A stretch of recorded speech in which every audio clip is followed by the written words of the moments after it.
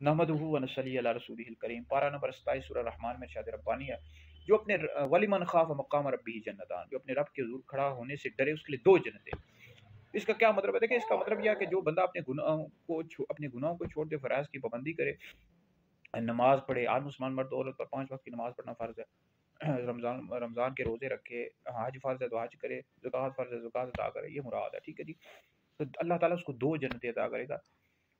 ایک جنت تو اس کے لیے ہوگی، اور دوسری جنت اس کی بیویوں کی رہائش کے لیے ہوگی۔ اور دو جنتیں کیوں ملی؟ اس کی مختلف وجوہات ہیں۔ ایک وجہ یہ ہے کہ اس کا عقیدہ درست تھا، اور دوسری وجہ یہ ہے کہ اس کے اعمال بھی اچھے تھے، نیک اعمال تھے، تو اللہ تعالیٰ اس کو دو جنتیں عطا کرے گا۔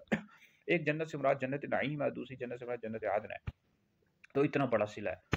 فَبِأَيِّ آلَاءِ رَبِّكُمَا تُكَذِّبَانِ، تو تم اپنے رب کی کون کون سی نعمتوں کو جھٹلاؤ گے؟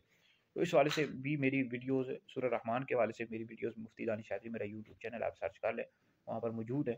جو سورہ رحمان کے حوالے سے، دیگر قرآن پاک کی آیات، نبی کریم علیہ السلام کی حدیث کے حوالے سے ویڈیوز موجود ہیں، مفتی دانش شادری لکھیں گے تو آپ کے سامنے ویڈیوز آ جائیں گی۔ تو بہرحال جو اپنے رب کے حضور کھڑا ہونے سے ڈر، اس کے لیے دو جنتیں، جنت نعیم اور جنت عدن، کیونکہ اس کا عقیدہ بھی درست تھا اور اس کے اعمال بھی درست تھے۔